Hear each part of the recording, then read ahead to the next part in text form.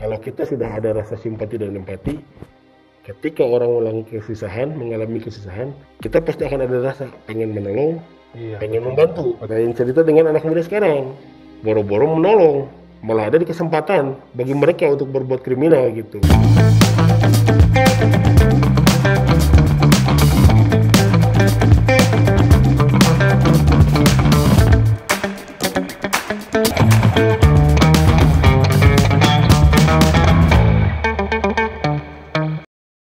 Oke, rekan-rekan CSP, kembali lagi di Creative Show Project. Kali ini saya kedatangan tamu nih.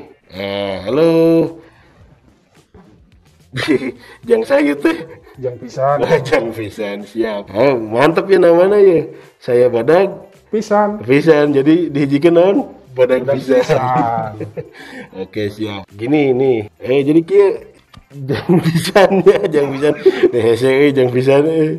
Jadi Jang, ya pengen ngebahas lahnya, kita ngobrol-ngobrol santai terkait yang saya sampaikan, karena di channel saya ini lebih tepatnya membahas tentang beberapa fenomena-fenomena gitu. Oh gitu ya. Iya. Nah, jadi saya pengen ngebahas dengan Jang Pisan, ya mudah-mudahan Jang Pisan pun bisa kerjasama ya Jang saya gitu.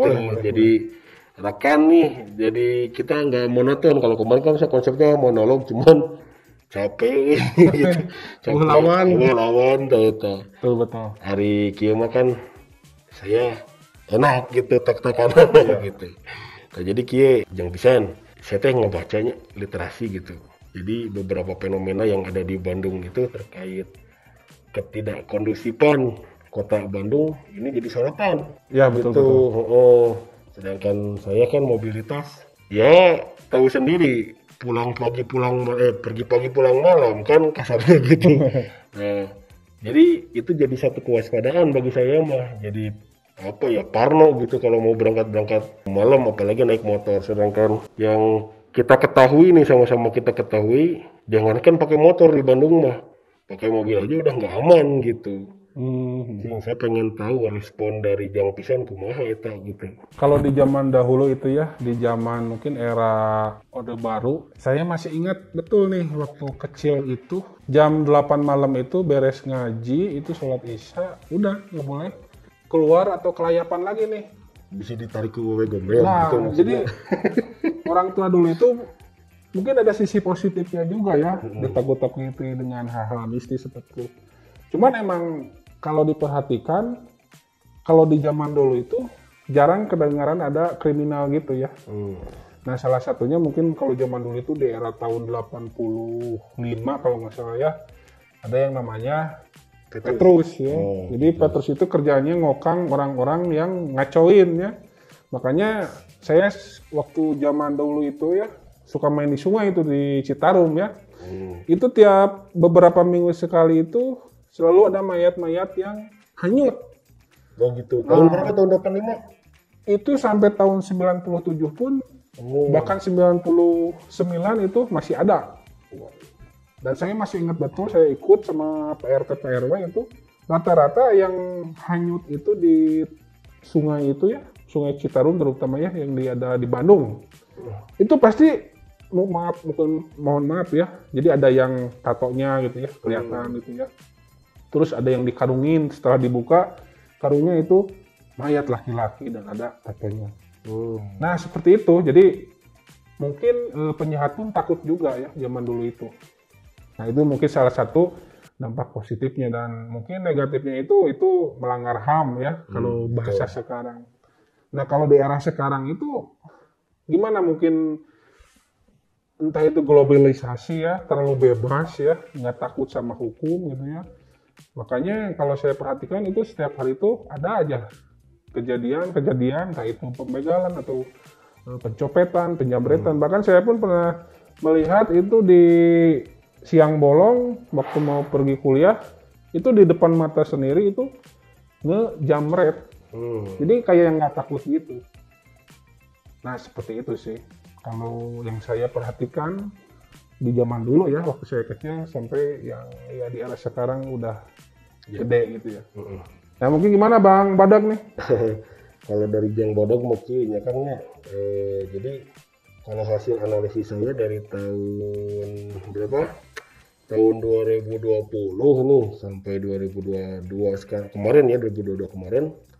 Jadi setelah saya baca literasi, karena adanya pandemi yang terjadi di negara kita, itu memang mempengaruhi beberapa aspek.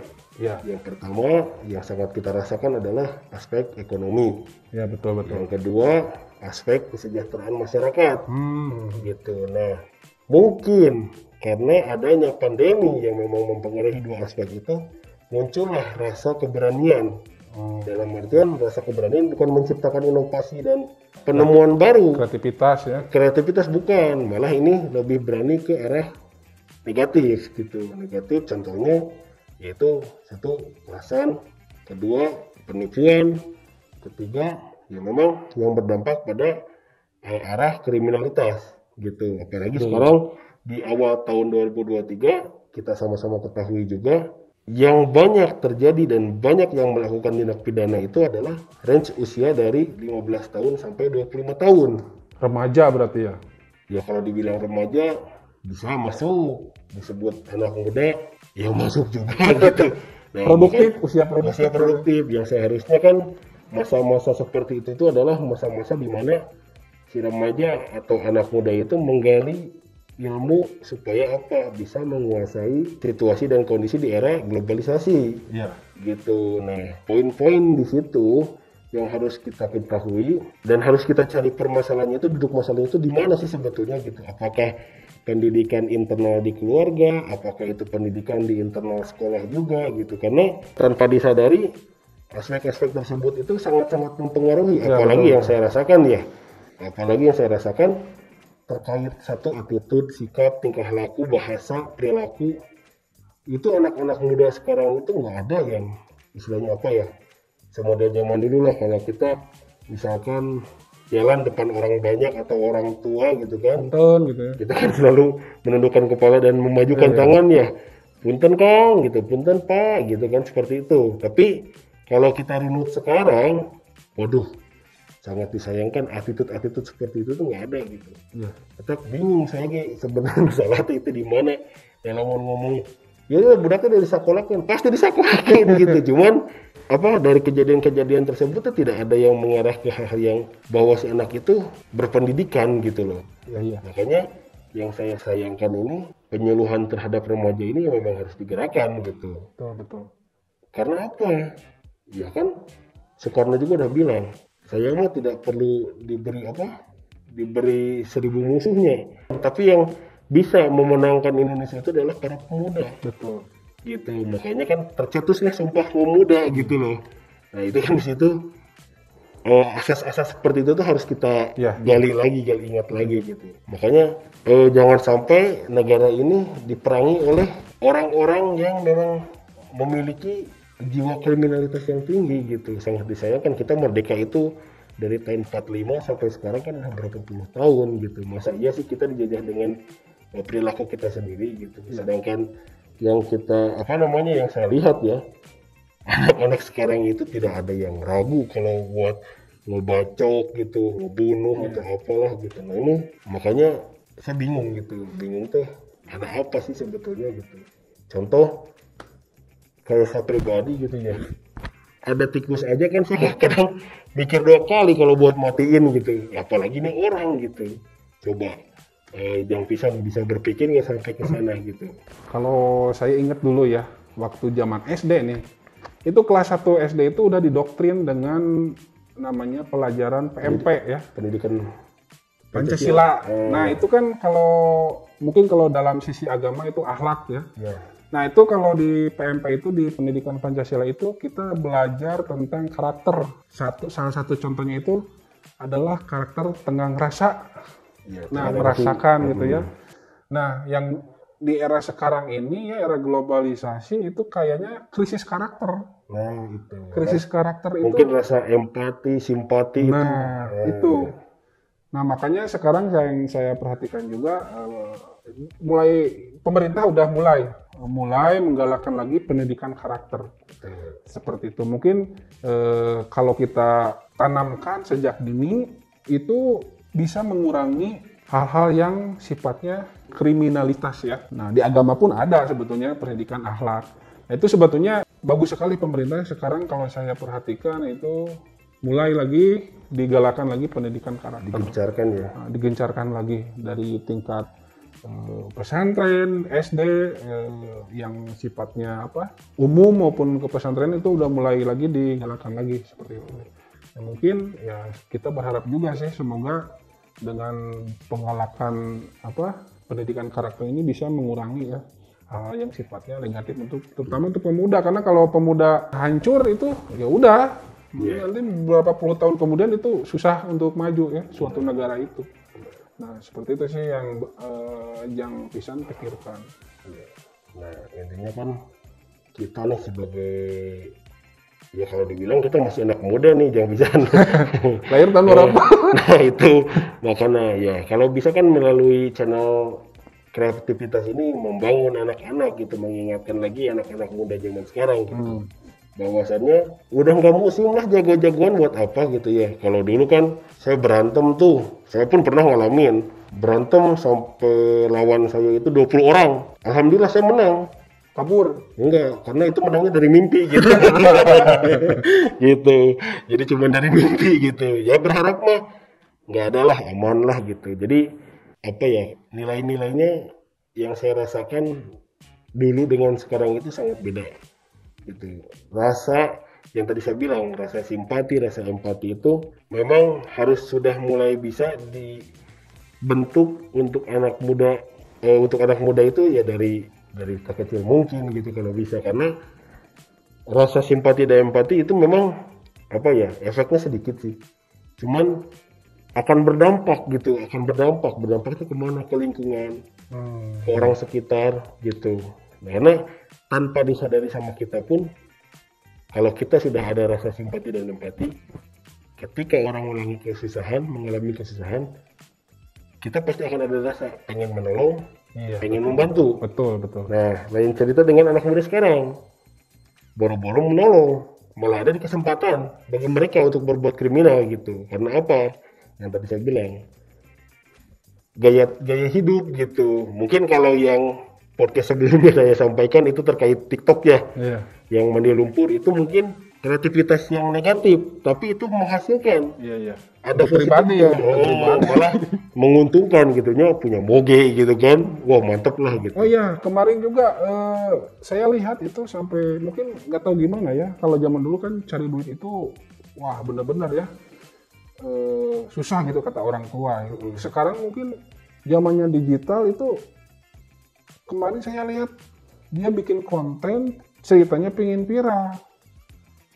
Apa isi kontennya? Dia ingin menstop truk yang iya, itu bukannya dapat duit, mungkin dapat duit ya, hasil itu dapat dimonetisasi, tapi kan aja dia nggak merasakan nikmatnya hasil dari kontennya, dia malah meninggal. Itu kan sayang dan ditakutkannya itu dicontoh oleh generasi, katanya sih generasi Z ya.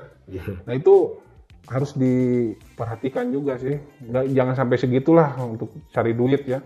Sama itu jangan pisan yang ngeri banget mah ya, ngeri banget ya, yang di satu tempat mungkin yang pisan juga yang pernah baca gitu kan, anak SMP atau anak SMA gitu yang menculik anak kecil, organnya nah itu kan aduh luar biasa, saya ngeri banget tuh, karena apa ya, kok anak sekecil itu sudah punya pikiran sejahat itu gitu. Nah itu empatinya itu. Nah gitu, makanya apakah ya dengan kekayaan, dengan harta bisa bikin orang senang gitu? Nah parameternya bukan itu gitu. Makanya saya bingung, karena kan motifnya si anak itu tuh mereka belajar dari internet kan, cari bukan grup kali ya, situs. Nah situs jual beli organ yang ternyata memang harganya lumayan agak mahal juga gitu. Tapi kan karena ketidaktahuan anak tersebut, ya itulah dia bingung sendiri gitu setelah korban dieksekusi gitu kan. Bingung cara jualnya. Nah bingung cara jualnya kemana, ke pasar ya sama aja bohong gitu kan. Cuman kan, nah itulah yang saya rasakan ada apa sih sebetulnya dengan era-era sekarang ini, dan anak muda sekarang ini gitu kan. Nah mungkin ya kita lah mudah-mudahan melalui konten ini ya bisa menyalurkan informasi gitulah. Iya, iya. Itu bahwasannya lamun cek orang Sunda mah da sagala rupa ge lain ku harta gitu. Ari bagja mah ku bagja pikiran, bagja Sehat, hati, ya. sehat jasmani, wah geus jongjon itu gitu kan cek orang Sunda gitu. Gitu. Jadi ya nggak perlulah kita mengikuti pola-pola royal di luar sana gitu. Karena apa yang sudah dijadikan rezeki kita ya kita harus syukuri. Nah itu betul. Besar atau kecilnya yang namanya rezeki mah pasti akan ada efeknya ke kita. Lain dengan gaji. Kalau gaji mah kan matematika. Tiap bulan itu, Tiap ya. bulan. Tapi kalau rezeki kita dengan bisa bernopo. Tiap hari dapat itu. Ngobrol kayak gini juga udah alhamdulillah kita udah bisa menjalin silaturahmi yang bisa menyambungkan rezeki. Yang mudah-mudahan ya itu YouTube dia aja tembus bener tuh. Amin, Bisa amin. dimonetin. Gitu. Jadi poinnya gini, jauh pisan. Jadi saya pengen nih konten sekarang kita berdua aja gitu kumaha teh. Ya kan banyak ya bahasan teh. Itu Banyak baru banget. yang terkait Bandung tidak kondusif. Terus anak yang di daerah mana tuh yang Sulawesi itu. Sulawesi ya kalau nggak salah. Sampai tega membunuh anak kecil. Itu kan bahan pembahasan. Uang ganda. Enggak ada dah. Oh mungkin nanti itu untuk konten selanjutnya ya. Konten selanjutnya Kita ngobrol-ngobrol lagi. nah itu teh momon. Itu Wawon dan kawan-kawan. Oh, Wawon CS ya. Nah, itu Wawon CS. Nah, itu nanti akan kita bahas di episode selanjutnya ya. Ini, mohon maaf nih, Pak RT udah manggil, saya mau ngobrol lagi lanjut. Siap. Siap, nanti kita sambung lagi ya. Oke, siap. Aduh, jangan pisan. Oke lah, rekan-rekan CSW semua. Berhubung rekan saya Jang Pisan sudah dipanggil oleh RT untuk Siskamling.